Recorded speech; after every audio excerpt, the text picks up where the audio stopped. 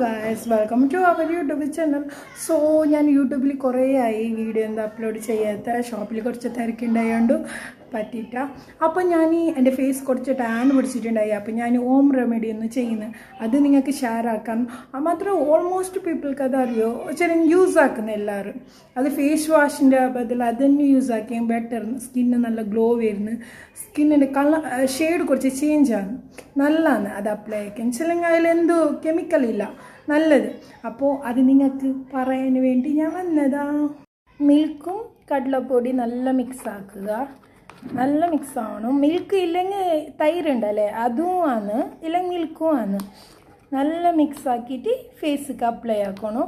അത് പിന്നെ ഉണങ്ങിയ പിന്നെ അതിനെ വാഷ് ആക്കാം. ഫേസ് ഡ്രൈ ആണല്ലേ, അപ്പോൾ അതിനെ വാഷ് ആക്കിയിട്ട് എടുക്കാം.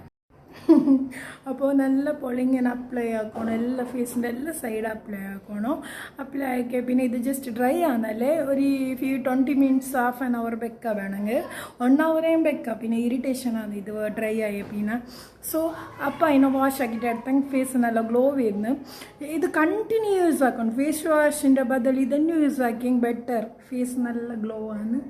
ഞാൻ ബട്ട് യൂസ് ആക്കാറില്ല, എനിക്ക് തോന്നുമ്പോൾ ഞാൻ യൂസ് ആക്കാറ്. അപ്പോൾ ഹായ് ഗായ്സ്, അപ്പം നോക്കി എൻ്റെ ഫേസ് ഗ്ലോ അടിക്കുന്നില്ലേ. എപ്പോഴും ചെയ്യുമോ, അപ്പം മാത്രം ഗ്ലോ അടിക്കൂ. ഇത് ഞാൻ എപ്പോഴും ചെയ്യാത്തതുകൊണ്ട് എൻ്റെ ഫേസ് അത്ര വലിയ ഡിഫറൻസ് അറിയില്ല.